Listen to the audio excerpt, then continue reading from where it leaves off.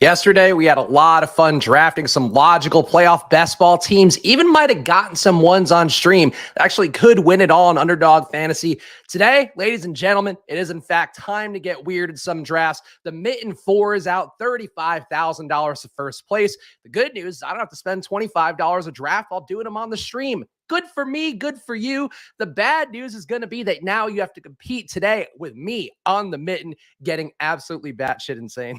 So strap in, guys. You can see the draft is queued up. Of course, I will give you guys a chance to play along with me in a little bit here, but I try to waste no time here on the top because of guys like Tommy Stocks here. My guy, Tommy Stocks, saying start the stream, demanding it. Have no fear, Tommy. I'm here for you right now.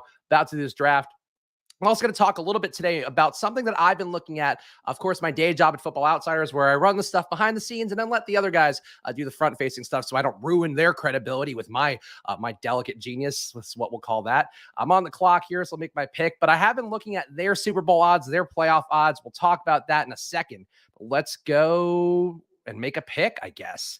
I'm going to start with Josh Allen here. Obviously not going to get Diggs back, but let's just start this way because I'm going to try something different today. I'm going to try to take the NFC wild card bullshit teams that nobody wants. I just did that in the Mitten 4 draft right before the show because trust me, if you guys think I'm just doing this for content, I'm doing this because I'm obsessed with drafting. I love drafting best ball teams. So you are getting my full heart, my full ass in this one. But I was in a draft with a guy who took Joe Burrow in the first spot. I immediately proceeded to take Jamar Chase and T. Higgins from him. Also took some other parts of the Kansas City lineup and then went with a Giants team as my core. That's the kind of weird I'm going for today. But I think these teams have enough of a shot to justify some exposures. And today you are going to be the beneficiary if you're drafting in a room with me because I'm taking Giants, I'm taking Seahawks, I'm taking Bucks, I'm taking all the teams that nobody else wants. That's the fun part. Steven saying hit the music. Is it a day to actually hit the splash play music? I haven't been playing the intro lately, but let's play the splash play theme that our pal Ross once called the music that Mario climaxes to. I'll play it in the background while I do some drafts. Here we go. Hopefully that's a good volume for everybody. How do you not get up hearing that splash play theme? I want to be a character in a video game hearing this theme every time that we do roll it out in the intros. Shout out to the chat as well. Shout out to Ashton. Appreciate you being here. Shout out to everybody filing in. And of course, everybody watching after the fact. Appreciate you guys as well.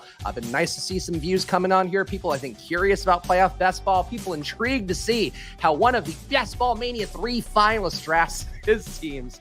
So here you are. You're going to see it today. And you're going to watch me get scooped on Stephon Diggs and then try to cobble some bullshit together. Is it reach for Gabe Davis time already? I don't think it is. I don't think it is. Let's see if we can get both Eagles guys. And this is a bad move. I feel like just taking 2 Eagles guys unstacked, no Jalen Hurts, but definitely a spot where I feel like A.J. Brown at this point worth taking for me, and we'll see what these guys do instead. If I can get Devonta here and then try to punt Gabe Davis down further, maybe that's a move for me. And then I'll take some NFC bullshit guys at the end of this draft. Oh, it's a dance party. I bet people don't even realize you only hear the intro. Now you only hear like 8 to 20 seconds of the intro whenever I do play that video. And now this is the full version of the splash play theme you're getting in your life. So I hope we're all appreciating how monumental this is for nobody. All right. Let's take Devonta Smith here. Obviously a Bills Super Bowl with the Eagles going to be right there. And we'll take an NFC team along with the Eagles in the hopes that they can balance out the fact that we'll be getting 0 points from 2 of our first 3-round picks here in this draft that I'm doing right now.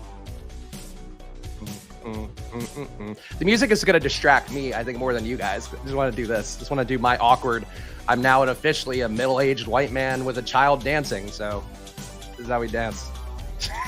This is our native dance for that community. We'll be hammering these playoff best ball drafts the next few days as well, so that's why I'm certainly relieved that I don't have to hop into a big dog or do some gauntlets on stream.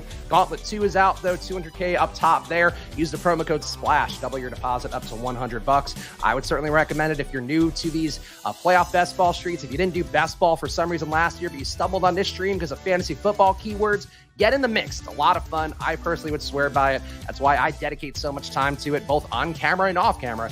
So I think it's worth your fix. Go use that promo code SPLASH on Underdog for everybody there. I got to bite my lip. Is that an official part of the old white guy dance moves? I didn't realize. This pump. Embrace my Italian roots. All right. I swear I can actually dance a little. That's not all I have in my repertoire. You don't want to see me doing the gritty on a stream. That's not a dance, though. More of a celebration. All right. Now we're going to take some bullshit Bills players because Gabe Davis didn't fall. As if Gabe Davis isn't a bullshit Bills player. We're going to take some really bullshit guys coming up here. Or do I just take Miles? Because I can get James Cook later. Yeah, I'll take Miles.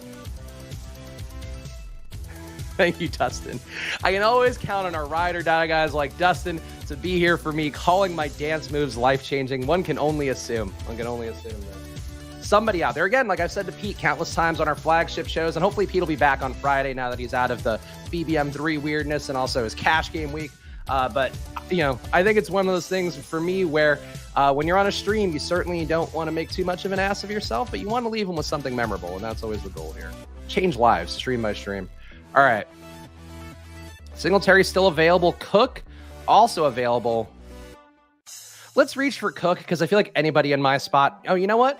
Let's start taking our NFC. We need Saquon. We need some Giants. The Giants, I have to say, the more that I've looked at everything, the more I've also dug into some of our DVOA numbers at Football Outsiders. So there's some interesting numerology about the Vikings. They're apparently one of the worst teams who have won as many games as they have within the last 2 decades. And I'm sorry to our guy Iceman who's going to be watching after the fact, but it is definitely a spot for you guys out there. If you're going to go on the advanced analytics, there's nothing right now that supports the Vikings being a team that advances. We actually have their chances of Football Outsiders. We have their chances of winning the NFC at 1.6% and only a 7% chance of making the conference championship. So that's sort of what started my wheels spinning, that if I draft according to these sort of projections a little bit more, maybe I will be able to get some better players in the mix and maybe get a team that actually has a better shot. Because obviously people are taking the Vikings as their little wild card team that can get there. And it just seems like the advanced analytics do not support that one very much right now. Higher chance actually for Seattle to make the NFC title game than Minnesota, which baffles me, but we'll see. Shout out Lunchable Connoisseur, future Spite Draft Fund. Hopefully we can keep it pristine today, though that guy taking Dawson Knox tilted me a little bit now, I have to admit that.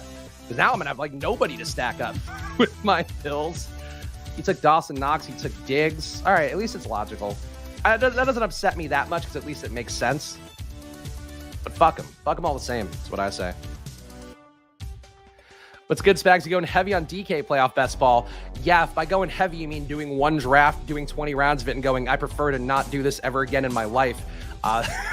Yes, so heavier than most people. Not as heavy as I probably should be. I do think there is an overlay opportunity the more that I thought about that after yesterday's stream. Like if you're playing on DraftKings, I know a couple of guys we have in the chat. Ross, one of our regulars, is in Connecticut. You don't have Underdog in Connecticut. Play DraftKings, like give it a shot. It just sucks to strap in for like 30 to 40 minutes for a draft that's 20 rounds, and it is not a shitter game unless you take very painful long shits. That is not the kind of game you want to play. All right, so we got one Bill. I guess we kind of just have to take Isaiah McKenzie out of necessity here. I really thought I could get cute here and do something weird with Josh Allen, but you take Josh Allen that one hole, boy, you are absolutely stuck. You are absolutely stuck.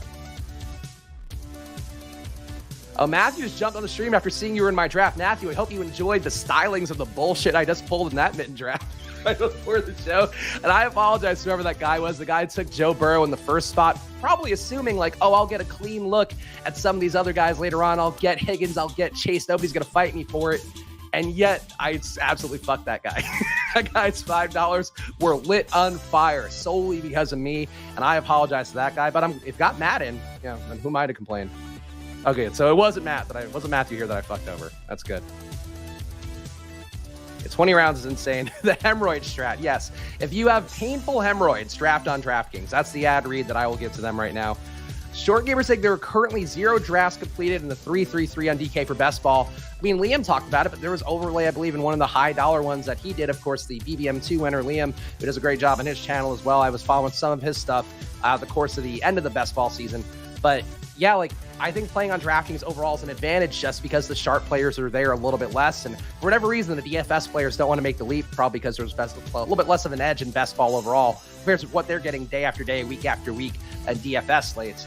But people just don't want to draft on DraftKings. So like if you want to make that your thing, that's always something that works. Like even Rinpak, who's one of the best DFS players in the world, one of my pals from Stochastic, he made so much money playing Super Draft just because people weren't playing Super Draft every day. And this is a guy that would win 100K, 200K on DraftKings on the regular, FanDuel on the regular, and he was still playing Super Draft because that was where his biggest edge was. So if you don't want to compete with like a lot of people doing this stuff, draft on DraftKings and just get away from the pack of everybody. All right, look, I think it's time to take Daniel Jones here. Probably don't need, I don't need Daniel Jones in this build. Let's just take one Giants receiver. We'll take the great Darius Slayton. We'll be running outside. Getting a little bit of lag here, so hopefully this pick goes through. All right, cool. And then let's take one more two-man NFC build.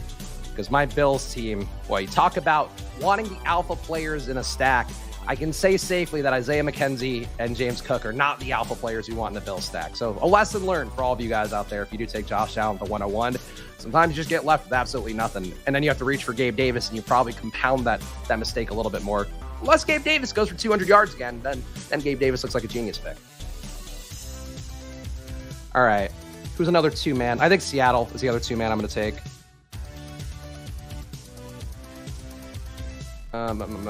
Oh my god, why is it not typing? Kenneth, go. Oh my god, it's completely frozen up. Okay. Why is this happening to me? All right, we got Kenneth Walker. We're okay. As long as we get Kenneth Walker, it'll all be fine. So we are so live for an Eagles, Bills, Giants, Bills, or Seahawks, Bills Super Bowl. Can't wait. All very realistic options. Apparently more realistic than the Vikings, so plus EV there. Did the music loop already? I can't even tell. I'm just vibing. Bouncing. All right. I'm in a good mood. I don't know why. I'm in a good mood. Got a workout in, got some protein shakes, got some work done. A lot of meetings today. Probably I'm in a good mood because this is the highlight of my day. It's just getting to draft some teams, hanging out with you guys. I appreciate it. Here we go. Lunchable connoisseur saying money is money. I don't care if it's Underdog, DK, or BJ's. So that's true. I've often made the joke that if my DFS career completely went south, if I lost my career opportunities as well related to fantasy and betting, I'd just be giving handies in an alleyway and just go like, hey, you know what? We ran bad. Max saying GM. Yes, good time for you to come in, Max, as I'm talking about giving away handies in case my career goes south. All right. No Metcalf taken, so we're good there. And that's the kind of thing, too. You see this guy taking Juwan Jennings. Like, who's more likely to help you at the end? Jennings or Metcalf? I think Metcalf. Can this shit load? Like, why is this not... This is some badass lag for me. I've never heard this part of the Splash Play theme, by the way. I don't know what this flute playing is going on. All right, there we go. Interesting team. Josh Allen, Miles. All right, we'll refresh it and do it here. God damn it. We got Josh Allen, Miles Sanders, Saquon Barkley, James Cook, Kenneth Walker, A.J. Brown, Devonta Smith, Isaiah McKenzie, Darius Slayton, DK Metcalf. So I need Isaiah McKenzie, Darius Slayton, and DK Metcalf to carry me through the wild card. If that's not the definition of getting weird, I don't know what is. Here's the team I was talking about before the show. Got McKinnon, got Barkley, got P. Ryan, Chase Higgins, Juju, Tony Slayton, and then Hodgins and Daniel Jones at QB. So I'm going to be well covered if the Giants somehow luck box another Super Bowl as they have in the past. All right, hit another mitten here, and I'll check the chats in a moment. It's going to count down the mitten that I'm about to enter. So if you want to play with me, get in there now. 3, 2, 1. We are in. So I got some spots open here. Mood would only be enhanced if you cracked open an ice cold IPA. Just saying, I don't think we have any in the house right now. We're not doing a dry January because I've been drinking wine. Alex has been not drinking this month. But I've been trying to not drink beers because as you can tell from this finely tuned here, I'll go full cam. As you can tell from this finely tuned machine here, I'm trying to get in slightly better shape here because I really let the East Coast move and fatherhood kick my butt in terms of the weight loss I did in the beginning of last year. So I'm drinking protein shakes. I'm eating chicken. I'm doing the whole thing until I get sick of it and then go off the deep end with a Carl's Jr. order, a Chick-fil-A order. Not Carl's Jr. I miss Carl's Jr. One thing I've been trying lately is splitting early picks on AFC contenders, KC Buff, KC Sin, and then going all in on a weak NFC team late. I think that's the move. You know, the main thing is that you have to not take the QB from the AFC teams, I would say, because you do want your full stack to be the one that has the QB on it. And that was something, too, I think confuses you people. I saw a chat from our guy D. Owens, who was, I think, confused about the setup where he thought a 4-3-3 meant like 4 QBs, 3, running backs, whatever. 4-3-3 means you take your 4 guys from whatever team you think is going to make the Super Bowl and hopefully win the Super Bowl, and then you take 3 guys from 2 other teams. So ideally from the other conference, but you could chop it up in a bunch of different ways. Like I just did 2 guys from each conference there. There's some ways to get different, especially if you have a bye week team. So I don't think there's any wrong answer here. I still just try to have, like, you want your Super Bowl winner to have a bunch of players that are going to be playing the Super Bowl and going to hopefully win the Super Bowl. All things that won't happen, go Cowboys. Hey, I didn't know Willis is this deep in on the Cowboys. I really wish I'd had that insight in my life in the past. My apologies for not knowing that. All right. Man, this is a tough spot. Let's take some good AFC skill position guys, and we're going to jam an NFC wildcard team again later. Can Tom Brady get there? I feel like people are acting like Tom Brady can get there based on how they're drafting Bucks. I don't have the most confidence in it, but might be worth doing today while we're experimenting, while we are in fact getting weird. I wish I had uploaded that GIF into the StreamYard system. Trying to wrap my head around best approach, says Hugo, to this, but resigned to the fact I'll just be making donations. I think, Hugo, as long as you're trying to really target the Super Bowl stuff and you're really trying to make sure you have a full roster for the Super Bowl, you're doing enough for yourself to give yourself a realistic shot to get there. So I don't think that's wrong. I think that's Short Gamer making a good point. All the boomers drafting Bucks. I think the Bad Bros guys, I was listening to their show right before this, and I think they were making similar points about one of John's leagues, Roto Run, of course, his leagues that he's done with like his high school coach or something. Oh, okay. We're getting 2 AFC Alpha receivers. Let's do this. This is nice. If you're going to draft a dog shit NFC wildcard team, getting Jamar Chase and Stephon Diggs is looking pretty good. That is a nice start for getting weird. Not counting Brady out until he's officially retired. He's screwed me too many times. Fair way to look at it. I just don't see how he survives Monday night. And I know it's entirely possible that he can. I just think that Dallas does everything that he's going to hate seeing up the middle time and time again. The rushing that they're going to bring, the pressure they're going to bring, Micah Parsons just being able to keep an eye on him and then blitz if he has to. Like, they're going to put that guy in the zone and he's just going to go after Brady if there's an open shot at him. And he can get there fast based on that no offensive line and the fact that, like, they just don't have a ton of talent. So it's possible. Like, Brady, what he did in that Carolina game is what Dallas's weakness is, just getting that ball downfield and giving guys a shot. But, woof. Hard to trust. Let's do Mixon. 6th start. That is a nice start for getting weird. Could be the quote of the stream. At the end of the day, I'm willing to try different stuff here. It's $5. Hopefully it teaches you guys something about what you're doing in your own fun times. So that sounded sexy.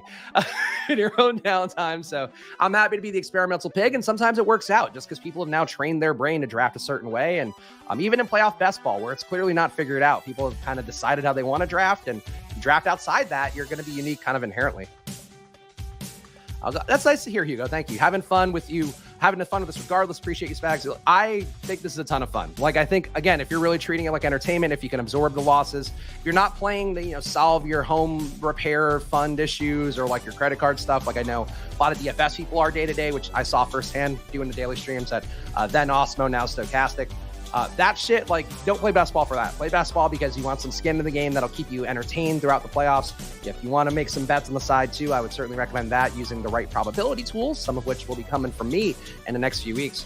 But I would say, you're treating it the right way, Hugo. Just have fun doing it. I think it's a lot of fun. But ultimately, could easily just lose all the money and it wouldn't be a shocker. When you try to bring an approach, it'll give you some upside. This is working out about as spectacularly as it could. I mean, you can make the case here that maybe I take McKinnon and just get one more superpower of AFC. But I do like getting Gabe.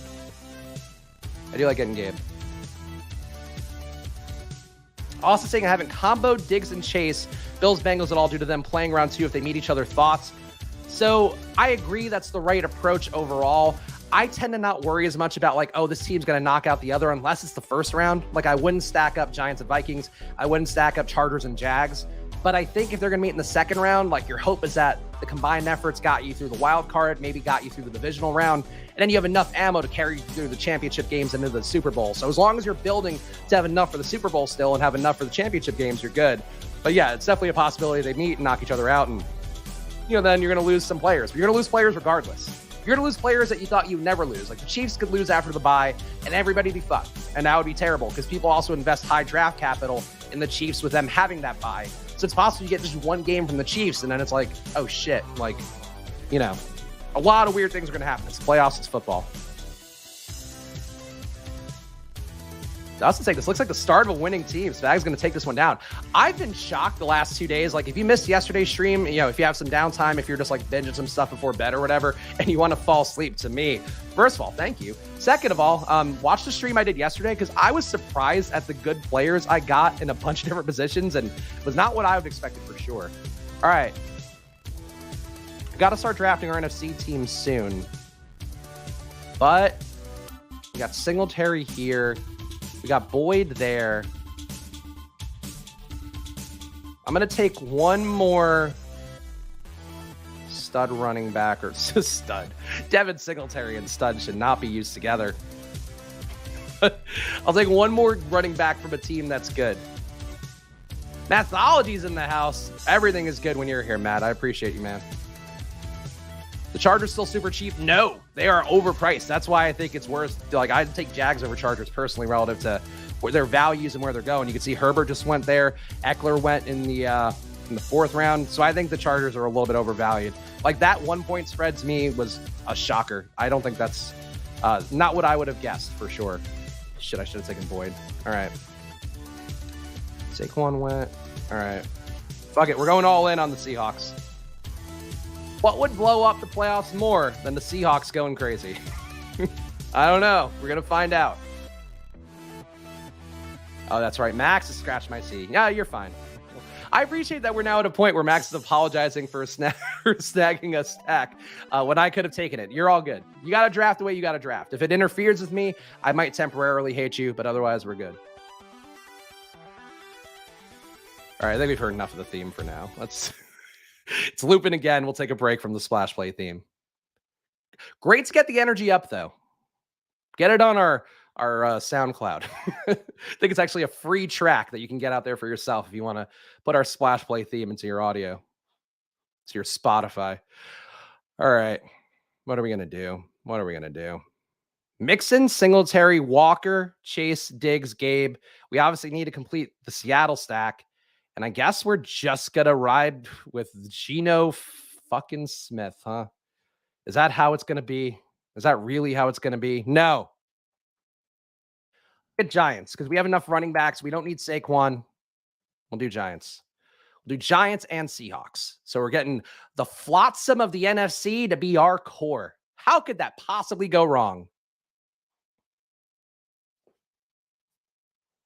Yeah, they were minus 10.5 yesterday. I haven't checked the updated odds, but yeah, Seattle is not looking great in that spot. But that said, everybody's really leaning heavily on the Niners. So if I get lucky here, I think that, a Seattle team could be a 2% owned, maybe a little bit more in the mid and 4, but not going to be highly owned for sure. So if you want to get contrarian, I think this is one way. Kind of ties what I saw in battle royales, observing for the most part week to week, where you take the skill position guys earlier, worry about quarterback and your stacks later. If you can hit on a Seattle, on a Giants, on a Jags, on a Bucks, even if you hit on one of those and they drive to the Super Bowl, like your team is going to be really well positioned to win it all. Chris G saying, this DK best ball takes too long. I'm tired already. I would agree, Chris. It's an exhausting process. And I think the one thing you want from best ball is to not be completely tedious. And I love Underdog to death. It's hard to do 150 tournaments. It's hard to do the 500 or whatever that I did last summer. I think, over 500 for sure. It's hard to do that. So if you're on DK and you're doing a 20-round playoff best ball draft, you're just not going to have the best time, is what I would say from my observations. But as always, your mileage may vary. All right. Let's get Metcalf again. I'll take Geno again too. Yeah, I'll still take Geno. Isaiah Hodgins for the bag. Hodgins is a guy I don't mind taking. I think Slayton's probably got more playoff upside just because he's such a deep ball guy. Like, if you're playing a 20-round DK draft, Isaiah Hodgins might be the better play because of PPR. On Underdog, where you just want to luck box a TD or two, Slayton probably is a little bit higher upside just because he can get those done in 2 plays, and that could be the entire passes that Daniel Jones throws in a day.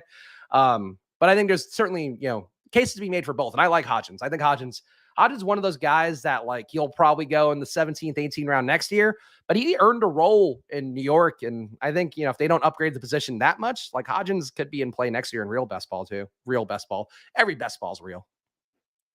If you can touch it, it's real. Wow, he did 5 of them. Chris is grinding. You might be one of the most drafted, most high drafting players on DraftKings right now because of the fact that nobody wants to strap in for 20 rounds.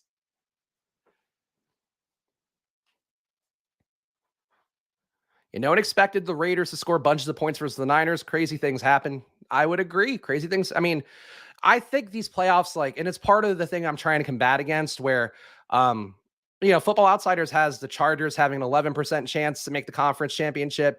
The Giants have a 17% chance to make the conference championship. The Jags a 17% chance. Like, there's just more parity across the board than I think we mentally assign. And I think, even me as somebody that looks at all the data and really obsesses over it, it is sort of hard to not, be married to your takes and married to the sort of ways that you view these things. But I think, at this point with how these drafts go, just drafting teams people don't like is probably a good spot to plant some turf for yourself to, like I talked the showdown videos, it's a good place to put your Monopoly hotel because people are not stacking up the Seahawks. They're not stacking up the Giants. They're not giving those teams a real shot. And you're better off maybe grabbing all of that right now, knowing that the Giants could easily win that first round game. And then at that point, it's all up in the air. And we've seen shittier Giants teams do more, quite frankly. Like those Eli teams, some of you guys out there might not remember them that dearly, and I'm sorry to our guy Steven who's in the chat as well, as I'm sure not going to enjoy hearing about it. Those teams were all luck and all shenanigans and should not have done what they did, but yet they did. All right, we got Slayton, we got Hodgins. I think we talked about Hodgins.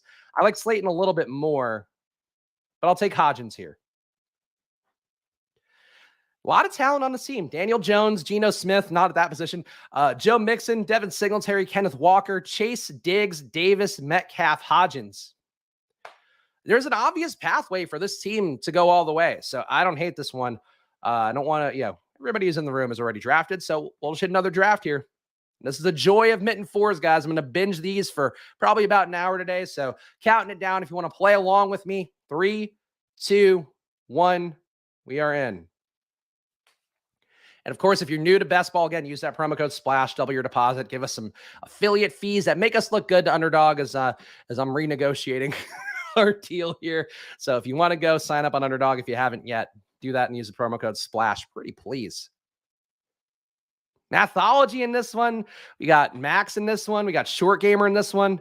A friendly draft. Oh, Nick, our guy Nick Lepre in this one over at Stochastic, doing a great job on his YouTube channel too. Notorious Fantasy. So we got a good room here. And let's see how charitable this room will be. Spags 101. Yeah, the influencer 101 that nobody actually wants. Chris G, I take heavy dumps. I guess that's the DraftKings slogan. So we've talked about how Underdog generally has the best shitter games. DraftKings is the best shitter games if you're having digestive issues. So that's their sales pitch. Derek thinks the Seahawks have a legit chance of beating San Francisco. I mean, you'd be getting a real thin probability there of that one. I'll actually look that up, but I don't think it's got to be 30% chance. And I am, in fact, using our probably engine to look up the probability of the win right now, just so we can talk about it. Yeah, Niners have a 79.2% chance of winning outright. So the inverse of that would be Seattle's chance. So not the highest, but 20%. It's something. All right. What do we do? Let's go the opposite way. We'll build one good NFC team and we'll try to take some AFC wildcard bullshit.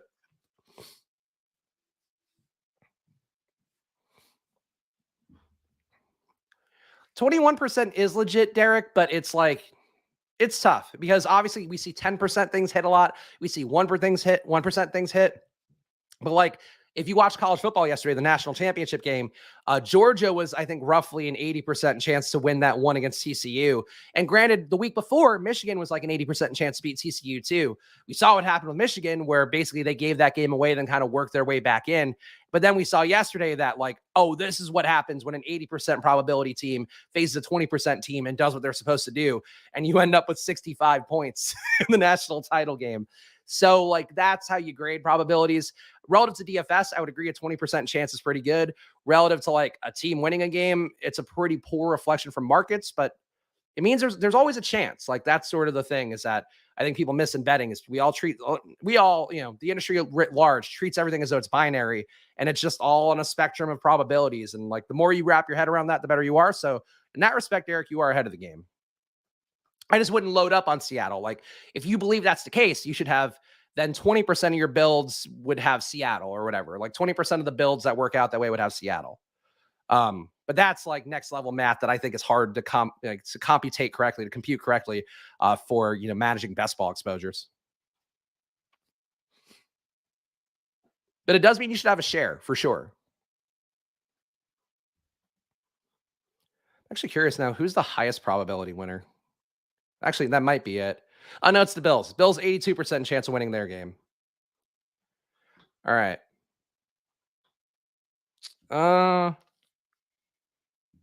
What do we do here? I think so. We could get one good AFC team, or I could really stack up the Niners and just get the best of that. Let's try it that way. Let's get the best of the Niners.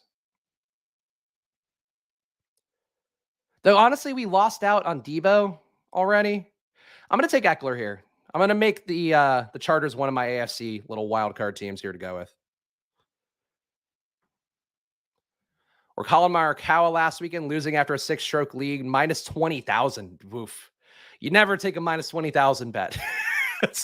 that's rule number one. And that's the other thing too, is like, and I think where Derek's point is probably the most sound, it's all about expected value relative then to that probability. So like, if Morikawa is getting minus 20,000 and then like you could get it at your sports book for minus 15,000, then that's probably a good bet to take. But if you're getting minus 20,000 and it's minus 20,000, then you don't want it. You don't want that bet ever, just because there's no point. You want mathematical profitability, things that'll win you over the course of time. Would I ever go Chiefs Eagles? It's hard because of the way the board sets up. And you're also giving up so many roster spots. So you probably at that point, you would need to take the Eagles to give yourself a shot to get them as your alpha stack. So you'd have to try to get Hurts, Brown at least. And then you would want to take part Chiefs and then part maybe Ravens, Jags, one of those teams that don't have a high chance to win. I think that would be the way to do it. But it's a fine needle to thread for sure. All right. Oh boy, we left me no choice here about doing Niners, guys. Okay, well, let's complete our Niners and then pray.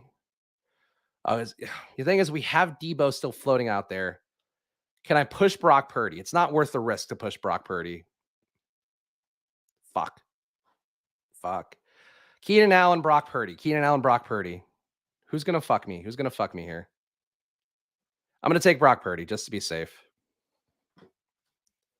And hope that by taking Eckler, nobody's going to take Chargers. I think the Chargers are going to be pretty appealing, though, for all these guys. And that's a lot of spots. Yeah, Keenan Allen's going to go. I'm going to have to settle for Mike Williams or Josh Palmer. All right, Willis, thank you. I'm glad I made the right choice. I felt like there was a chance in this room I could let Purdy skirt, but I don't want to ask these people to turn a blind eye to a perfectly functional QB. And I think for their builds, it might not make sense to take Allen. We'll see what these guys do. Oh, Poot, which one are you? Are you the... Wait a minute. Is Poot a pseudonym for somebody? Oh, no, you're NDGE. Okay, so we have... I'm actually pleased. So Poot isn't a first here. This is a first for me, too, in that this room is entirely people who are part of the Splash Play community. So good for me. Good for you. Good for us all. We're doing it, guys. We're living the Pete Overzet dream. Just circle jerking in rooms. Having a good time with all of our friends. Let's see what Poot does here. He's a real part of the stream. He's not going to take Keenan Allen. I'll tell you what. Okay, good. Does this count as like colluding? If I'm like, hey, did you know? Hey, everybody's in the room. Why don't we all not take Keenan out? Why don't we see what happens? Don't tell big underdog. You guys are free to make your own choices. Yeah, there we go. Willis, you didn't realize the pull that we have here now in the solo splash play shows. It honestly though, like I'm surprised more people aren't just obsessively doing playoff best ball content. Like I was watching the Badge Bros guys do the MLB stuff and enjoyed that because like I don't miss doing MLB content daily like I used to do at Stochastic, but I do like MLB and I think it's a very fun sport to play in best ball in particular. All right, nice. We got this whole team. At this point, it feels like maybe I should just play Niners Chargers and take Herbert too. Herbert might fall though. Let's see. Let's take Mike Williams instead. All right. So right now we got our 4-man build of the Niners. We have a 3-man build of the Chargers. That's pretty strong. I probably should just take another 3-man from the AFC now. Would be the logical move. But it's so tempting to take Herbert because Herbert's going to fall. Nobody needs Herbert now. And there's no point to them taking Herbert, especially in a room where obviously they're all watching the stream too. But yeah, this is a nice build though. I'm surprised at how good these teams have been because I'll tell you what, drafting regular season best ball on stream was incredibly difficult. It's very hard to do. A lot of guys going off the board, a lot of guys that I wanted them so bad and then they're gone. In this room though, all civility, all positive. All right, well, saying go 5-5 Chargers. You guys want me to, do you think I should go 5-5 SF Chargers? I think that's an interesting one. The tough part though is I can't get another AFC team right now. Like I have enough ammo to get the Ravens, let's say. And you guys know from my exposures yesterday, I love the Ravens for reasons unclear. Is there a point in a draft where I've gotten sniped so many times that you just try to get your buy-in back and just advance? I would never play that way. No. At that point, I'll play to ruin other people's drafts because they ruin mine. Brian. But that's just me though. I get the logic. Like if that $5, like this is your bankroll and you're like not used to overextending with it, I fully get it. Fuck. All right, this is a decision point. Let's get a 4-4. We'll get a 4-4 of these guys, and then we'll take a 2-man. Yeah, we'll take a 2-man AFC. Yeah. Mark Andrews is gone. Shit. I guess I could take a 2-man NFC then. All right, we're going back to our old steadies here, the Seattle Seahawks. No, never mind. That doesn't make sense. Shit. Godwin's gone. Godwin. Fuck. Let's take Palmer. Screw it. Oh, I panicked. 5-5 it is, Willis. You win. You win. Boyd and Irwin. Interesting. All right. That would have been it. I was too focused on the wild card teams. And instead, we're just going to load up on the Chargers and Niners. So we've got every part here of the Chargers and Niners for the most part. And then it's going to be really tilting when the Chargers and Niners make the Super Bowl and Deebo Samuel goes for 4 touchdowns. That'll be tough. Eli Mitchell. Interesting. Okay. So you'd go Eli. I agree with Juwan Jennings is not the most valuable. So, all right. That works for me. Hopefully you got some clean drafts here. Let's see what everybody else got. Nick Lepre, Notorious Fantasy in the 2 spot. He got himself a Bills, Niners. Oh, he took Mitchell already. He took Mitchell in the 8th. All right. So Mitchell's gone. All right. So he got himself a couple shares of a bunch of NFC teams. That makes sense. Mathology went KC with the Vikings. A little bit of Tampa Bay too. Mathology kind of went all over the place. Classic Mathology. Probably lots of sexy girlfriends that all these guys have. Our guy Max went Philly, Buffalo. Got good parts of both Philly and Buffalo, and then the Jags to carry you through. I think that makes sense. I'll look at the rest in a second here. All right, who else? I guess at this point now it is Juwan Jennings time. Maybe like Ray McLeod. Is that maybe more valuable? No, Jennings runs too many routes. Yeah, let's take Jennings. Fuck it. I do think like Ray McLeod, if I had to pick a guy who's going to get a touchdown in a game, I do think I'd pick Ray McLeod or even Kyle Juszczyk over Juwan Jennings, but screw it. All right, let's look at these teams. My final team, Brock Purdy, Justin Herbert, McCaffrey, Eckler. I do love a McCaffrey Eckler build. I have to say, for somebody who hates running backs as much as I do, that's a sweet build to have, especially for the wild card. Kittle, Ayuk, Allen, Williams, Palmer, Juwan Jennings, a receiver. I feel like I might have been better off cutting these stacks shorter and then trying to get a third team in, but I did what I did. And then the other teams who we didn't talk about at the back half of the draft, Short Gamer with the Cincinnati stack, got the best parts of Cincinnati, which is kind of hard to do. So good for him. Nice team there. Oh, got all four. So he's got the alpha stack for Cincinnati. Then got some Giants, some Cowboys, completed Cincinnati. Short Gamer CV is very good. His lineup here is really solid. This is a team you should aspire to, probably more than the bullshit I put out. And then NDGO here, our guy Poot. We have a couple Poots in the chat. I think there was a Poot yesterday too.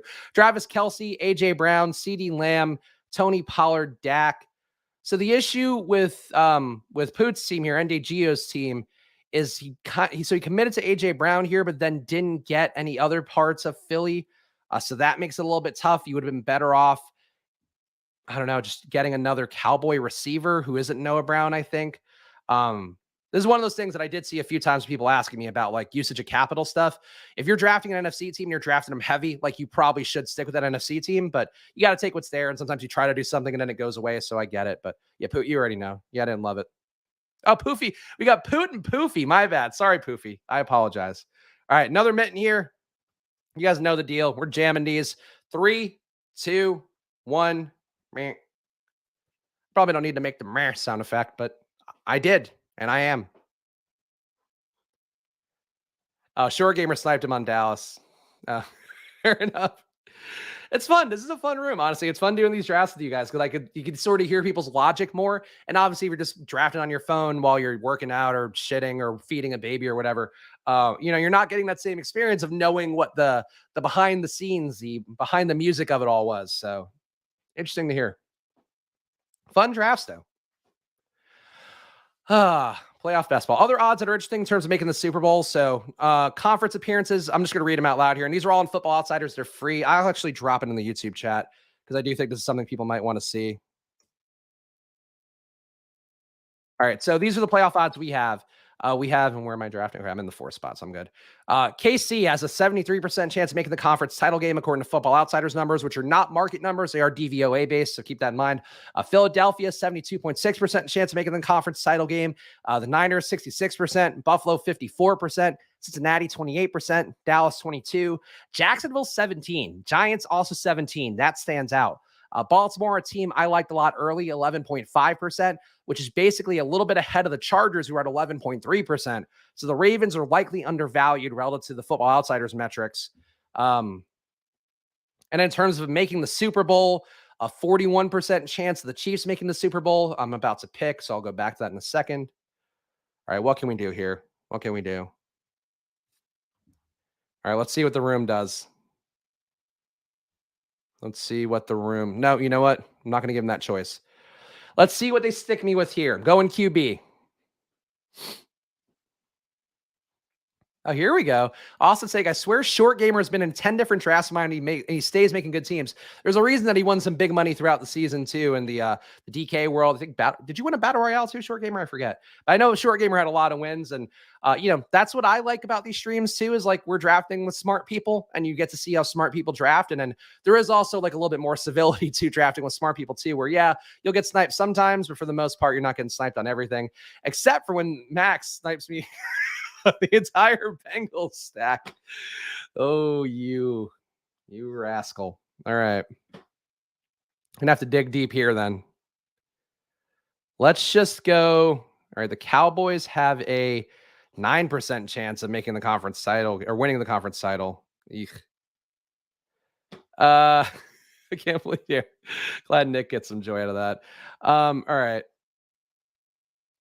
Let's go CeeDee Lamb. Let's just take Cowboys and hope people stay away from Cowboys. That's fair, Max. I said so many positive things about the community and being nice, but it's good because now you'll throw them off the scent for all of our other conspiring drafts. Wink. Austin, we don't talk about BBM3 final standings because I think we can all agree they're fluff when you have 3 players left who are looking good in the beginning of the game and then they never play. But DeMar Hamlin's healthy now, so now I can start to tilt a little more vocally. We just say BBM3 finalist. That's all we say. Honestly, I should put that in my Twitter bio. BBM3 finalist, uncrowned BBM3 champion. Which, of course, no offense to Pat Garane, who out of all the people that could have won that, there's nobody who probably deserves it more than a Pat, besides me. So I think that's where that's where it gets tough. All right, back on the clock here. We have our useless Bengals. We're going to take Joe Mixon, as everybody does when they get sniped on Higgins and Chase. We're going to play in the type there. Can't believe. Who could believe that a Best Ball Mania 3 finalist would get sniped on his own stream? Who would have guessed? Scratch all your CDs, Max. I'm going to go out to California. I'm going to grab your CD collection. I'm just going each one. You won't be playing a single one of them. It's all going to be robot sounds. All right. Let's take Pollard.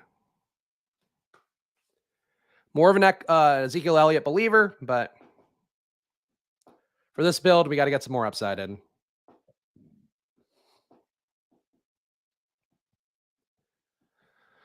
Oh, man.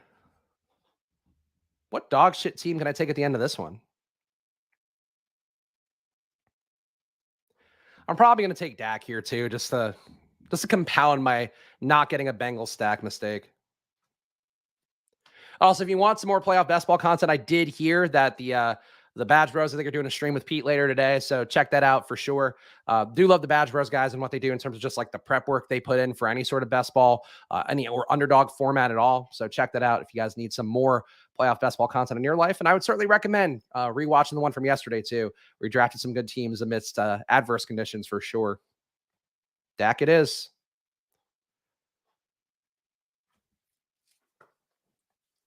All right, we got Joe Burrow, we got Dak, we got Joe Mixon, Tony Pollard, and we got CeeDee Lamb alone in a room at receiver.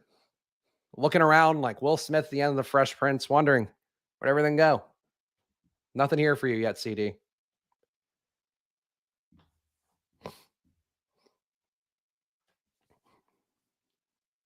The Bucs going early, man. I think the Bucs are getting really steamed up in these mittens, which kind of makes me feel like Dallas is a better play because you are getting leverage against a lot of Bucs teams that are now popping up, which is, again, crazy too, because the Bucs were not getting drafted in the gauntlet at all initially. And now they're like the belle of the ball because they had one good week. Here we go. Boyd, Hurst, Irwin.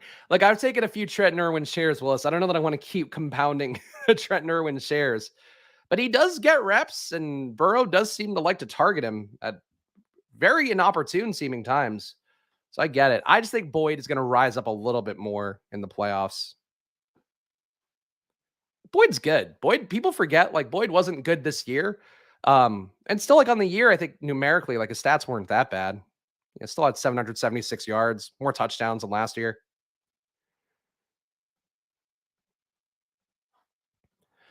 Nick asking, how often are you doing 2 QB compared to 1 QB? I would prefer 1 QB if you can, but you do need it to be a wild card team, obviously. And then sometimes that's not, the best teams. In this particular one, I took Dak just because, like, I don't really have a stack that makes sense with Joe Burrow. Like, Joe Burrow can give me a floor at the position, but I do want to capture the upside if CeeDee Lamb goes off. So for this one, I think it made sense to go 2, but you really should probably be trying to take more just 1 and let that guy carry you through every round. So I know that's a thing that Pete believes that I kind of feel a little more wishy-washy about. But especially now that we know the bye week teams, like, you probably should try to push more towards 1 QB.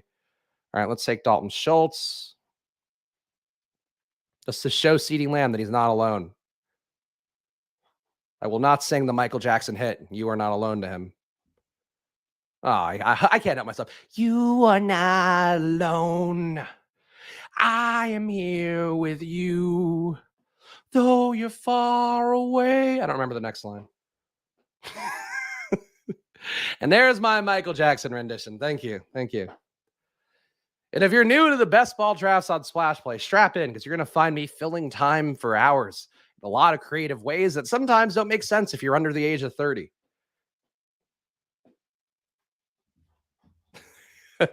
Dustin knows me too well. You watch these streams, you can really tell when I try to control something and then immediately give up on it. All right. All right, now let's get creative. What do we, you know what? Let's not get too creative. Let's get our guy Hurst. We want to complete this 4-man here. Now we're going to take whatever's left. It seems like Jacksonville's going off the board. Might be another time for my precious Ravens. No, they're playing Cincinnati, so I can't take them. There we go. Yeah, different takes. Thank you. Different takes. It's crazy that Michael Jackson's been dead for like 15 years. This is not a thing just coming off the top of my head. There's something we talked about in the house recently where I was like, it's insane. Like that, that's the case. Because he's a very important part of my childhood. No pun intended. But like a very prominent fixture in my childhood. And now it's like he means nothing to like a 20-year-old that exists in the world. It's I am here to stay. You know what? I thought that was it, Carlos, but I wasn't confident enough to get there. Bonk. Thanks, Max. Actually, there is an anecdote, which I'll give you guys here because we're 50 minutes into the stream, so I can talk about these kind of things and not feel like I'm going to get canceled for it. My uncle's been married a few times. He's a guitarist. He's played for like a bunch of famous bands, currently plays for Rick Springfield. So you can find him if you really wanted to look him up, but I don't think you care that much. Point being, though, he's been around the entertainment industry for a while. At one point, he was dating / I think common law married to a woman whose son was like this really adorable like kid who's a little bit older than me, and he was in commercials and stuff. And one of the things that he was in was a music video. He could dance and stuff, so he did a music video with Michael Jackson, and he would never talk about the experience doing the music video with Michael Jackson. like never would talk about it. So does that mean anything? I don't know, but I just say the anecdotes and then you decide. All right. Honestly, I kind of think Gallup is nice here, but I should take something that isn't. Fuck it. We'll take Gallup and Trent Irwin. Yep, Jesse's Girl is the Rick Springfield hit, and I was actually at my uncle's wedding at Rick Springfield's house in Malibu. Strammy, are we doing Pizzagate? Is that what we're doing here? I'm not a conspiracy guy. I think what killed MJ was mainlining fentanyl, if I had to guess, but I'm no medical expert. All right, this is just going to be a pure weirdo Cowboys Bengals stack, and I don't mind it. Trenton Irwin. Come on down, Trenton Irwin. Honestly, I should have taken Zeke, huh? How did Juju, people are drafting Juju or Elliott? I mean, Pacheco we saw not get drafted yesterday, but Jesus. All right, final team. Burrow, Dak, Mixon, Pollard, CeeDee Lamb, Tyler Boyd, Dalton Schultz, Hayden Hurst, Michael Gallup, Trenton Irwin. This feels like a nothing team. This feels like a team with absolutely no ceiling at all. But all right. All right, at least one more here. We'll do one more. I'm going to limit myself to one more. So get in this draft if you want to get in good. I'll count it down. 3, 2, 1. Hit it. And also, if you're new around here or a regular, please don't forget to hit that like button, subscribe to Splash Play. I'm committing to doing 5 days a week of streams. I don't care what part of football season is. I don't care what drafts are going on out there. I'm putting out 5 days a week of content because that's the kind of man I am. That's how much I'm obsessed with football after a year where I do feel like the knowledge paid off for me and hopefully for you guys as well. So hang out here. I'm putting together draft sheets and shit. We're gonna get weird. We're gonna have some fun. And also, I say one more. Realistically, like if we get above 50 live viewers, I'll probably do one more. But don't tell a friend. When MLB, Numi, I am not that man for you. I'm not. I'm honestly confused though. I wanted to ask you guys because I didn't want to interrupt your guys' stream. I do think that like stacking to me feels a little bit undervalued in best ball just because, again, like I said this yesterday, but I know from Osmo, from Alex Baker, when he talked about like, yeah, if you could stack 8 guys in a DFS roster, you should, just because like that's sort of what baseball is. But I'm curious why that's not a thing in MLB best ball as much. Like I would be trying to grab 5-man stacks on the cheap, but I guess maybe that doesn't work. I don't know. These are the questions I wanted to ask on the stream that I didn't want to interrupt about. That's the people's champ. Thank you. That's what I should make my Twitter bio. The people's champ of Best Ball Mania 3. Even though everybody loves Kareem. People love Kareem a lot more than they love me. I'll tell you what. All right. What can we do here? What can we do to get real weird? What can we do? I mean, it seems like everybody hates the Chiefs. Let's lean in. Lean in on the Chiefs. The Chiefs, who again have the highest probability of any team in the NFL to make the conference title game and the second highest probability to win the conference title game. They are at 41%, right behind Philly at 43. And the Chiefs also somehow, despite having a lower odds winning the conference, have higher odds winning the Super Bowl, according to Football Outsiders. So, highest odds team to win the Super Bowl, according to Football Outsiders as well. Kansas City, 21% or 21.1. The Eagles at 21% flat. The Niners at 20.9%. So that's really where a lot of the ownership should concentrate theoretically, is like those three teams. Buffalo, 18%. Cincinnati, 6.5% chance to win the Super Bowl. Dallas, 4%. Jacksonville, 2%. And everybody else left is under 2%, with the lowest being Minnesota at a 0.3% chance to win the Super Bowl, according to Football Outsiders data. Alex has got to bounce. Glad I could hop in live for once. Happy drafting one. Thanks for hanging out, Alex. I appreciate it, man. Honestly, I'm glad when people come in. Like, there are a lot of people who watch the streams after the fact, which, like, I just have no insight to. Because, like, I don't know. Like, I only see the people in the chat. But it's good to see people making the leap here. Hang out live. Do the best we can, as always. And we got Kelsey. We got a little bit of Travis Kelsey here. This was a team you were not getting earlier in the playoff drafts. I can say that. I probably could draft him outright instead of just starring him and letting us all basket it. Oh, I shouldn't highlight the people leaving. Nobody's leaving, but it's good seeing you, Steven. I appreciate you, bud. Stack Vikings and pray. Knew me again. 0.3% chance to win it all for the Vikings. I apologize. I apologize for being the bearer of bad news. Honestly, though, like, I think that's one of the things, like, the numbers matter. Numbers matter the most. I'm a slave to football analytics and all that stuff. That said, I think there are some things you just can't define. And, like, the Vikings beating the Bills, I can't define it. The Vikings doing what they did against Dallas, I can't define it. I would say the Vikings, to me, have had the luster of a team of destiny, even though we'll see how that actually works out at the end. I'm just going to keep hammering Chiefs for now and take some bullshit NFC teams at the end. Because this is sick. I'll be able to get Juju. The Chiefs alpha stack. I don't know what this is. I don't know if it's just because people are afraid since they know they have the bye, or if it's because people feel like they're overvalued relative to having the bye.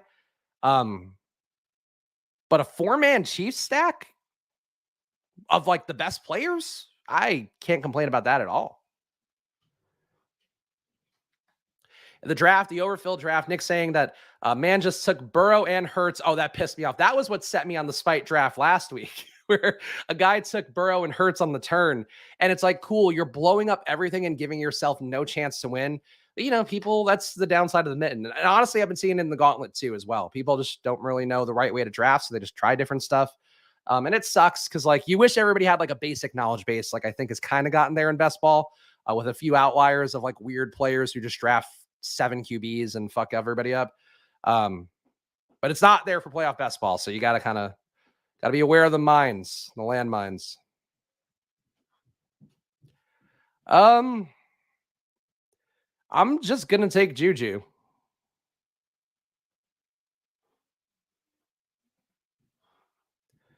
Numi, what if it were a Minnesota miracle? What if it were? It never happened before. Never heard of a Minnesota miracle before, but I just coined that one. I don't mind when people make bad mistakes, but the worst is when they add an extra QB and ruin your team. I would agree with that. Taking an extra QB or, like, a receiver they don't need, and then it's like, oh, cool, you got nobody else from the stack besides the receiver that would have made me have a really good team, I think it's tilting. But overall, I do think, you know, I get a little bit less tilted by playoff best ball than I do regular best ball, where, you know, any team's going to win it at the end. But there are sometimes when you're drafting a team and you're like, oh shit, I'm building a juggernaut. And then somebody steps on that with something weird. Like, you have a stack and they take your top receiver and it's like, I was so close to running everything I wanted to. Hey, Matthew, what's going on, bud? Just got sniped on Brady when I had Godwin and Evans. Oh, that's brutal. Sharp rooms will not do that to you, but yes, the general rooms will do that. And guess what, guys? Saquon's on the thumbnail for a reason, because I'm apparently the biggest Giants stan in the world right now. At this point, I honestly might as well, I don't know, maybe not, given how much I'm investing in the Giants and best ball. At this point, I might as well put a Giants future down and just be like, all right, Can the Giants make the Super Bowl? Maybe. But yeah, the getting sniped when it doesn't make sense. Get sniped because you're competing for the same teams, like it happens. Maybe pisses you off a little bit if you have like a lucky draft. Um, like the one I mentioned a couple weeks ago where I was in a room with Peter Jennings in the Gauntlet, and it's like, oh, he took my like alpha receiver because he wanted to build his NFC team, and it's like, all right, well, I was getting a really good run of things until that happened, and it's just that's sort of how it goes. But you could forever hold it in your head as I resent this person and I think less of them. All right. I think what we're going to do, we're going to try to build two NFC teams. Oh, but I need to take a QB. I do need to take a QB. But let's see if I can get away with Fournette here.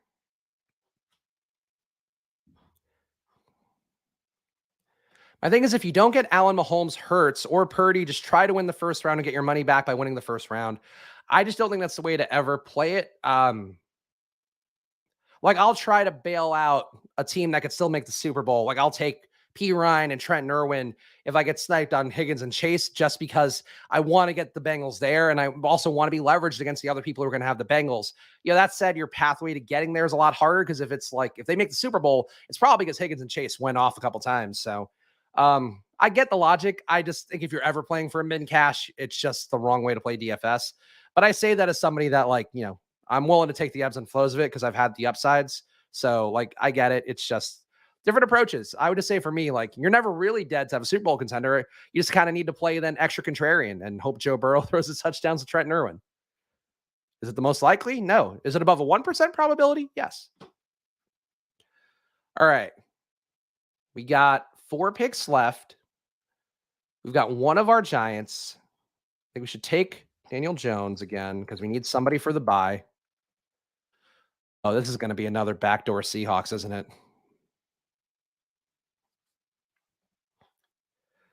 See, Carlos, I've thought this before. This is why Underdog should create a chat and drafts so we can threaten and belittle those people. JK, but seriously, no, I'm kidding, kind of. I think they would get fairly toxic, is what I would worry about, especially when people tilt. And it's tough because, like, I think our chats, for the most part, like, I sweat games, like, I watch games, I'll go through the ups and downs, especially if I'm like live for anything. Like, I'll be pacing around the living room and doing all that. But, like, I never really get mad about stuff. A lot of people who gamble and who wager money on things get actively mad and toxic mad. And, you know, do you want that chat in your life? Do you need it? Like, I play Overwatch. I mute the team chat and the group chat in Overwatch because, like, I'm just going to play my game and I'm just going to have a good time. And that's it. So I could see the merits. I know on our Probably app, we're going to have comments. So I hope that goes well. But boy, am I prepared for the alternative outcome of that. All right. Let's see. I think I'm just going to do Kenneth Walker again. I'm just going to keep doing these fucking Seahawks until I die. Seahawks it is. Well, if either the Giants or the Seahawks make the Super Bowl, I'm going to be the happiest man in the world, I guess. Because, like, all my high dollar teams were like Cowboys, Eagles, Niners. And then the mitten, I'm like, all right, let's try these dog shit teams and see how it goes. Oh, and it's like it's like you guys watching live know what my trigger is to keep me doing this. I will do another mitten after this one, guys. We're above 50 live viewers. And god damn it, I can't let down the 2 people that come in after the fact. Overwatch is not awful. I disagree with that. It gets a perception of being awful. My favorite game to play. Absolutely. I mean, NBA 2K is my favorite game to play. But, like, in terms of online stuff, that's the only game I'll weather it through. But I'm also one of the best Moira players in the world. For the one person in the chat who knows what that means, I am an elite Moira. All right. Now, there are some chats to reply to, but let's finish this out. All right, we got Kenneth Walker. Let's take Metcalf. I don't think we're going to have competition for Slayton or Hodgins late.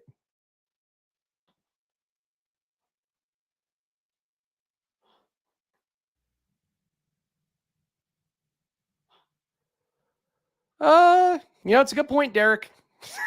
It's a good point. I maybe should have taken Lockett. Honestly, I might take Lockett anyway. But no, because I need to get somebody through. I'm taking one of Slayton, but yes, we're gonna be rolling with 2 receivers for the wild card round. And honestly, though, like Saquon, Fournette, Walker, one of those guys is going to be my flex. I think it's possible. But you're right. That was a bit of a mistake. That's the issue with going 4 Chiefs, I think. And then also taking Fournette. I shouldn't have taken Fournette. I got greedy at running back.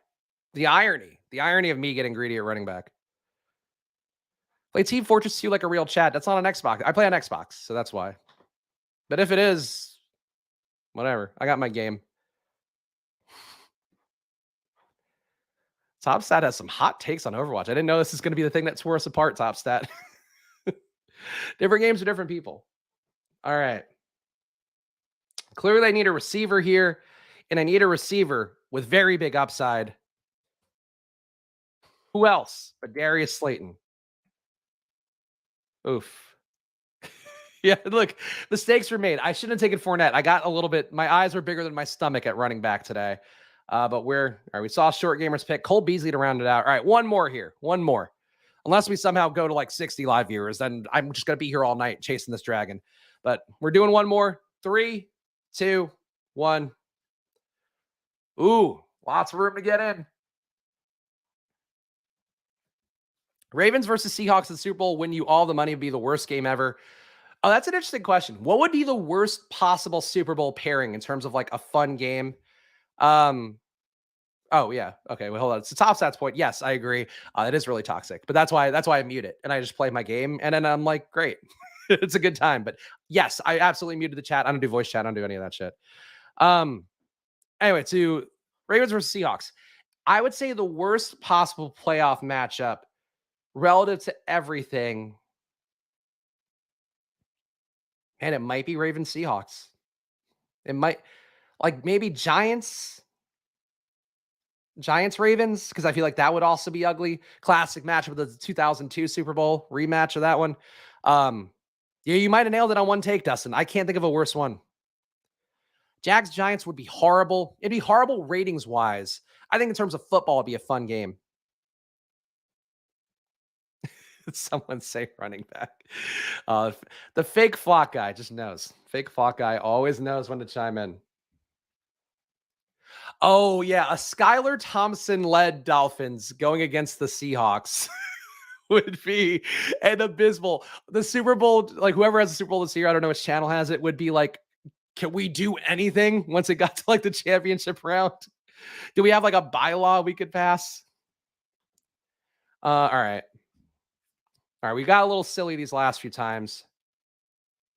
So let's just do the exact same thing. I don't know. Burrow's gone. Nick took Burrow. I'm going to go McCaffrey again. I can't. I hate it. I hate that I'm so like into McCaffrey, but the only way the Niners keep advancing is if McCaffrey's good. So I don't know that I'm wrong about it, but I'm going to go down with that McCaffrey ship hard. My TV internet's behind by at least 10 seconds. I didn't even land in the overflow. Well, the good news is we're helping Underdog fill some tournaments. So at the end of the day, you're helping a large corporation worth hundreds of millions of dollars at this point.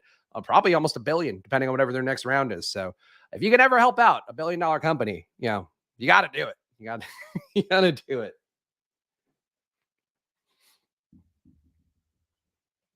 Ravens Giants be the most run heavy, grinded out type game, which does have an audience. I would say from what I enjoy, like again, the show's called Splash Play because Pete and I love gigantic plays and like we're obsessed with Robbie Anderson and Darius Slayton and all these guys that catch one ball a game.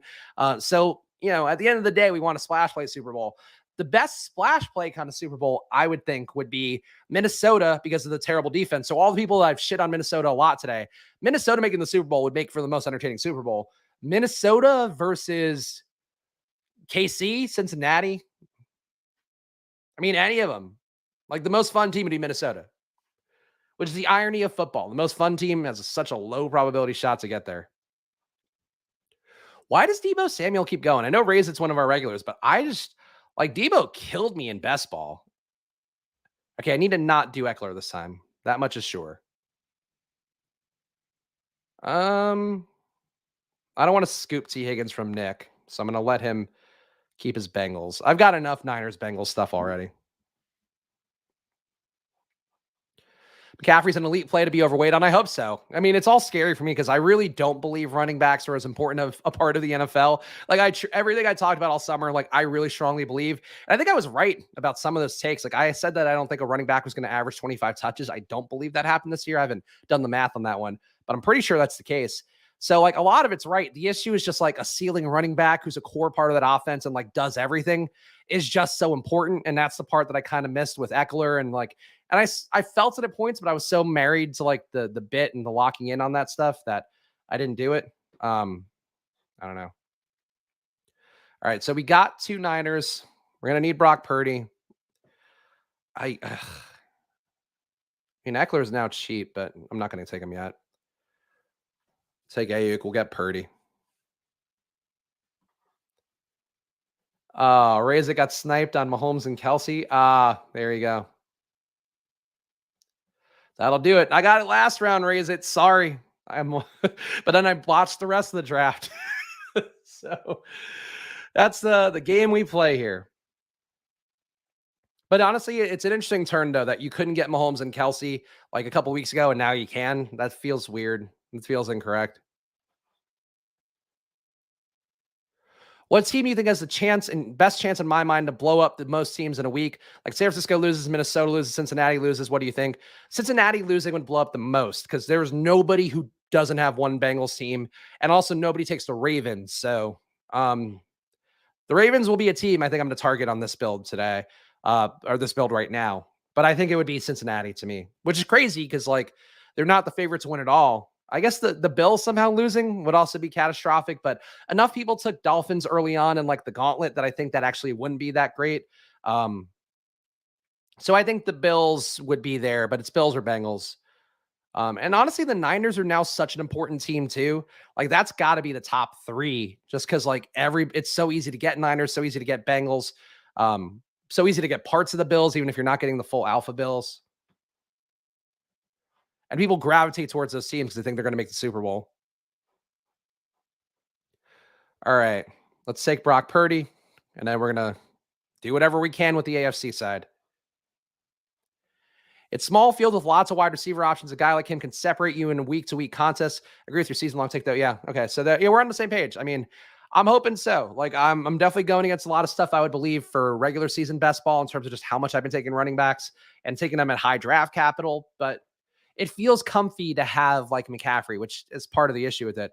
Is it does really feel very comfortable just have McCaffrey and go like, cool. I know I'm going to get this and any other running backs, they might be in my flex, but it's just a bonus. So that's the luxury of McCaffrey, but also the devil's bargain you make when drafting a running back. All right. I think honestly we could backdoor KC here. All right, I guess no, I can't do KC again. KC just fucking bit me so hard in that last one.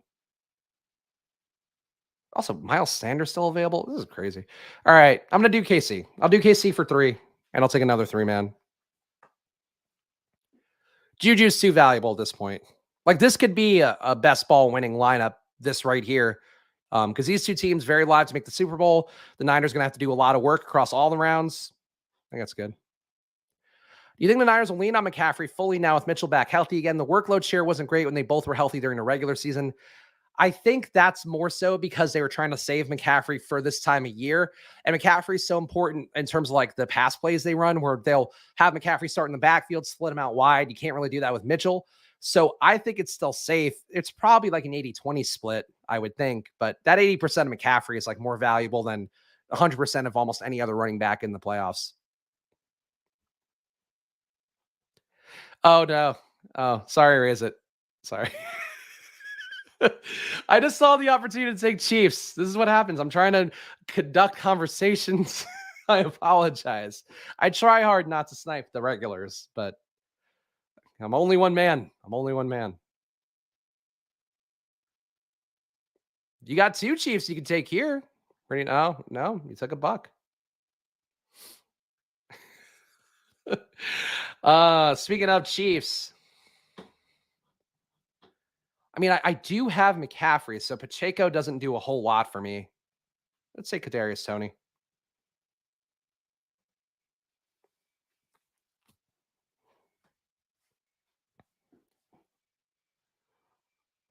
Mitchell's legit good. Should be getting around 10 carries without good defense. I think in the regular season, you'd be right, DC Fantasy. That's just not how, like, I think these guys play in the playoffs. You want to put your best guys out there and also your guys who you can just do different things out of one formation. With Eli Mitchell, like, they're going to run the ball. Then they're going to run the ball, power or run it up the gut. Like, that's sort of what they're going to do. Whereas McCaffrey, it's like you can mask different looks and stuff. So I'm obviously getting, like, too deep in the football, trying to get my hand into dirt shit. But I do think that's where you put McCaffrey out there a lot. And I think anything they did during the season was just keep McCaffrey so like he would be able to get to the playoffs and be able to be full go. That's my belief. Um, all right, I think just Pacheco makes sense at this point.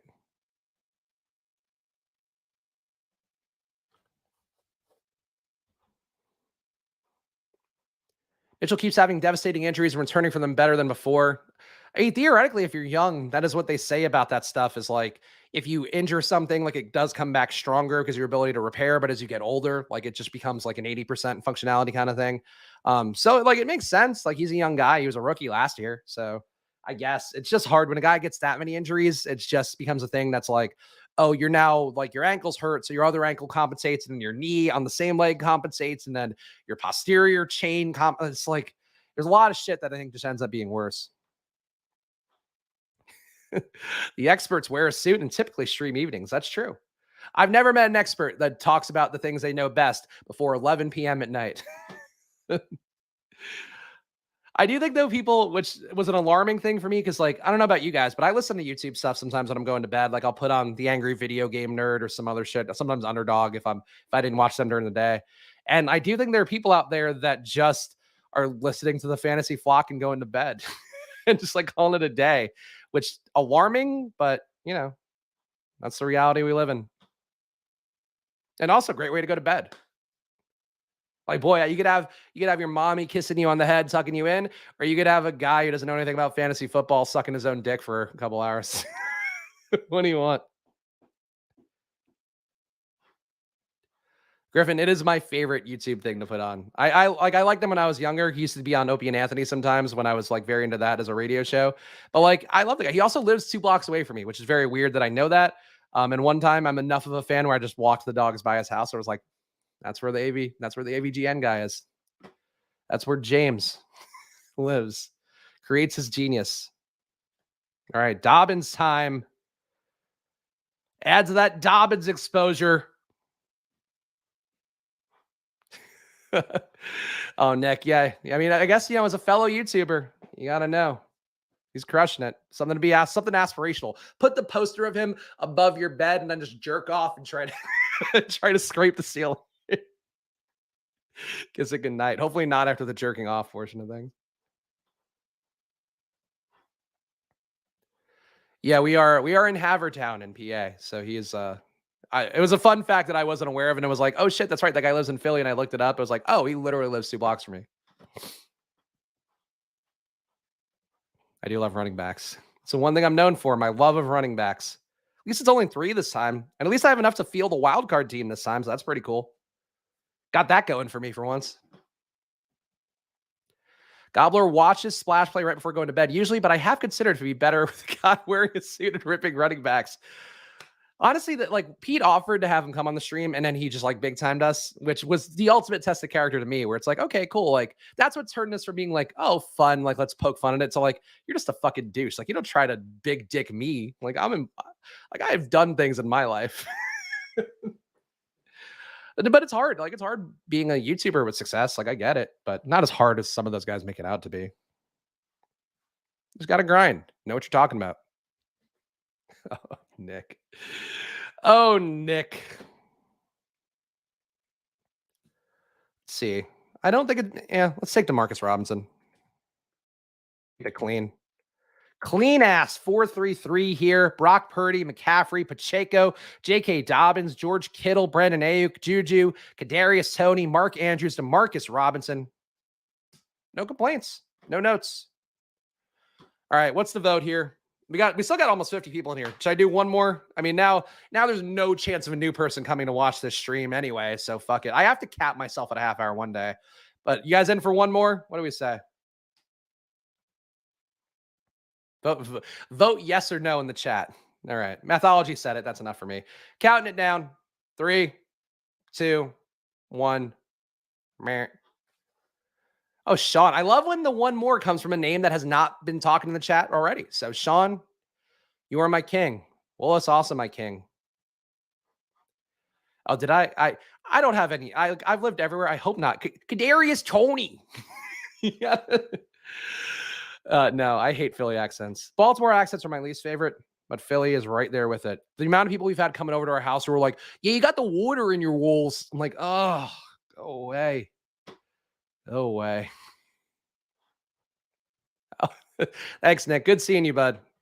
Go check out Nick's channel too if you're new to Nick. Nick is one of my guys over at Stochastic. He's been doing a great job. It actually got the sweetheart deal, being able to build a brand while getting paid by Stochastic, which is really the win-win. When you can build a brand and somebody else is paying for it. Thank you to Football Outsiders for doing that for Splash Play. But it is a good thing, and Nick does a great job.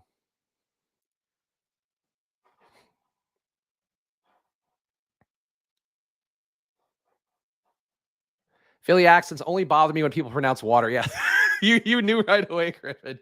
Well, water should not be pronounced like wooder. Like that's not how that goes. But no, like I grew up in New York, lived in LA. I somehow avoided all the other accents. So for the most part, I do think I've avoided general accenting. My one broadcastable skill. No accent. Can't pinpoint this guy.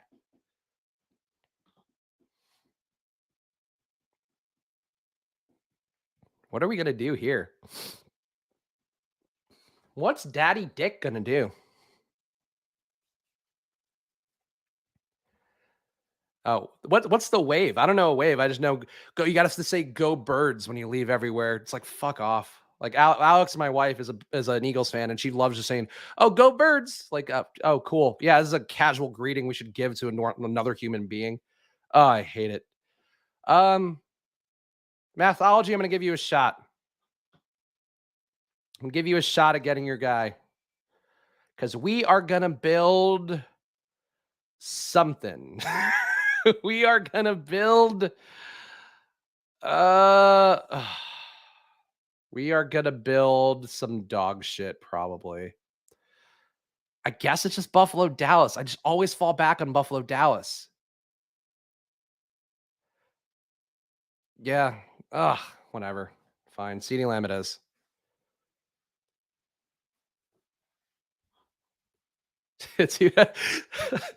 Daddy Dick doing the media tour to talk about his PBM3 win. Oh, and Daddy Dick fucking did the Hurts Burrow thing.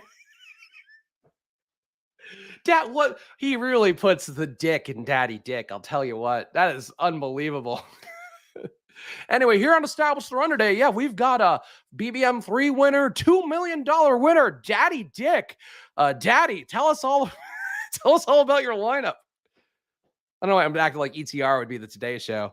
We're here on the Today Show, and you guys might not have heard about best ball, but here's a man who knows all about it. Ironically enough, you can't separate the dick from the balls. It's Daddy Dick here, who won Best Ball Mania 3.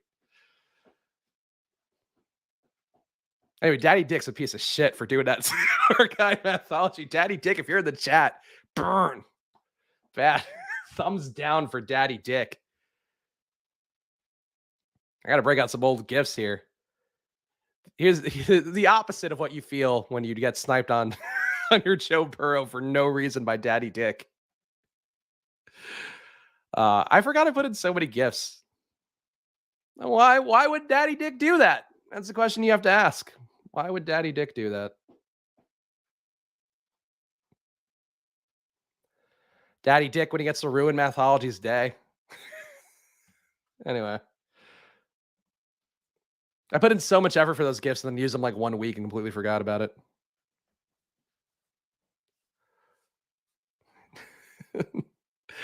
That's just a good old chat. It's a good old fashioned chat.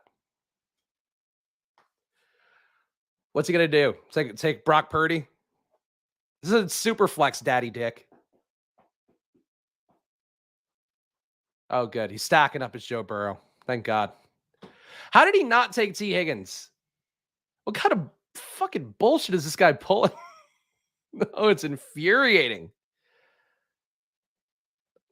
All right. I guess I just take no, let's say Gabe. Let's say Gabe. Oh, not him. Take Gabe. All right. Gabe done. Mathology, I'm giving you another shot at T. Higgins, and then Daddy Dick's gonna take him. Yeah, let's go Pollard. I think Zeke's the better value, but it is what it is. You should know how much you inspired my private fantasy chat to use a Daffy GIF. It's one of the best GIFs that's ever existed. Like I would say. That's how you can know. That's how you know I've been in the fucking internet for a while. It's like I saw that GIF many moons ago, and I've been like, that GIF just needs to be a part of my life. That's a deep cut GIF. It's not one of those ones you're seeing on you're not seeing that on the NFL Twitter. So they would be posting Daffy Duck masturbating GIFs. I would really like to know the context of that GIF too. I don't know what it is.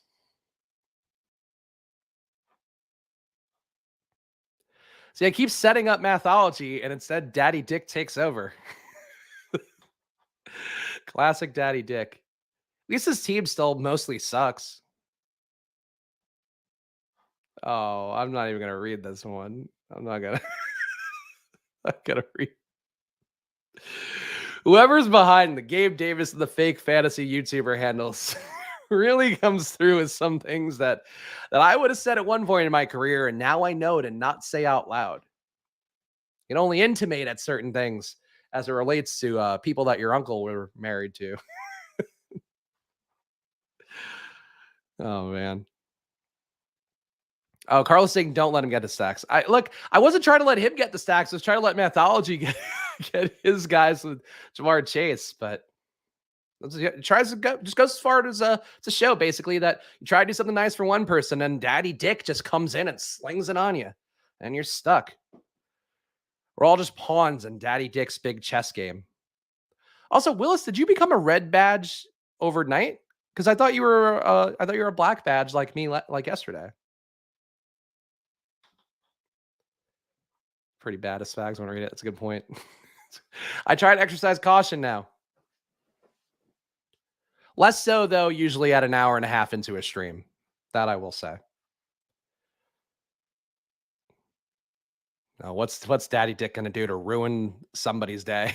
Probably mine. Oh, there we go. Okay, I was right. I'm glad that I'm not going completely insane. But Willis, our newest red badge, bro. Congratulations, Willis. You've entered the elite club of guys who have spent a lot of money doing this thing. But it's hopefully been a good time for you. It's one thing where you get the badge and you're like, you know what? This actually has been a good time and I've enjoyed it.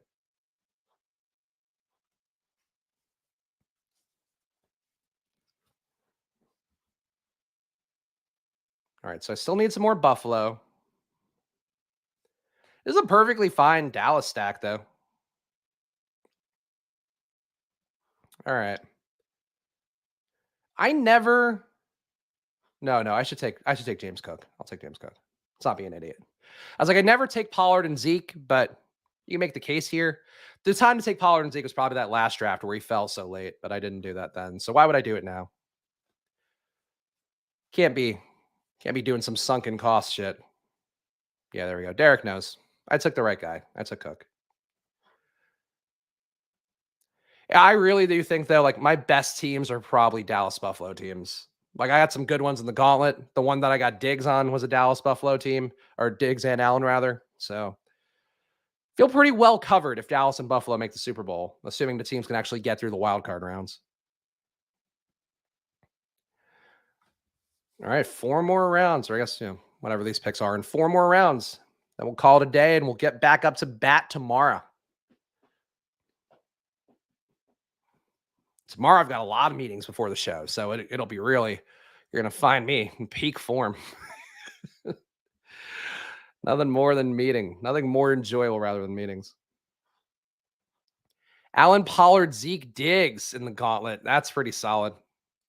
I think mine is I think I got Zeke, but not Pollard in mine. But I got Allen, Zeke, Diggs, CD. I think I got CD too. And then also got Gabe Davis. So that's like my best one. But I like the Buffalo Dallas outcome. I think that's a good Super Bowl. Got some history behind it. 2 big name teams. I could support it.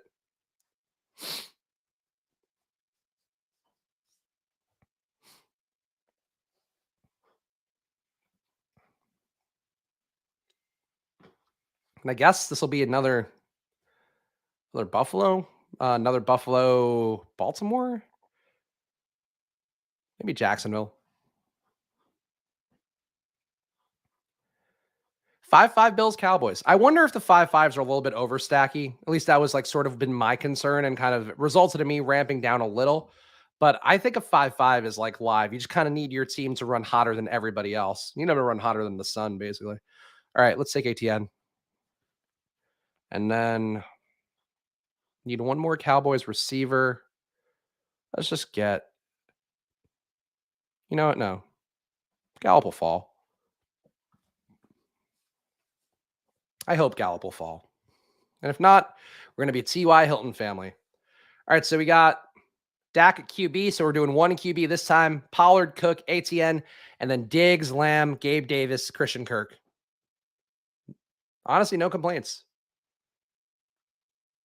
It's honestly amazing to me that I'm drafting better teams on stream than I feel like I'm sometimes getting in the not crazy rooms. Oh, Gallup won't fall. All right, then I guess we're gonna be a T.Y. Hilton household. What are we gonna do? Maybe Sweeney doesn't like Gallup.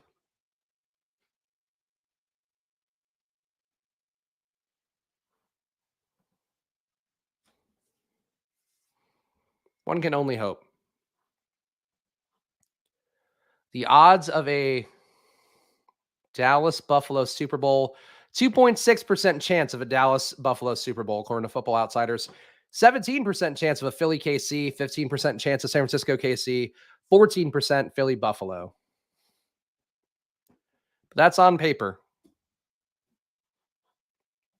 Noah Brown is an okay fallback. Not crazy about Noah Brown because I think he's losing snaps to T.Y. Hilton. Like he's been the one who's been hurt the most by Hilton being out there. I guess Gallup a little bit because he's just not getting the same target load. In terms of route run, though, like Hilton has deliberately, directly cut into Noah Brown the most. Also crazy that Odell Beckham didn't play this year and nobody signed him. I never drafted him, so I feel okay about that, but that is a kind of surprising outcome of the season. 5-5 Baltimore Seattle stack. Oh yeah. That's what everybody needs.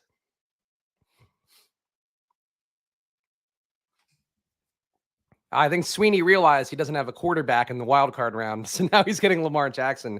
So it does look like we will safely get our Michael Gallup, unless Daddy Dick's me, like he's been Daddy Dicking everybody. Classic Daddy Dick. All right. Oh, Jalen Waddle. What is this guy doing? All right. I don't think that doesn't make sense really with his team, but sure. All right. One more pick here.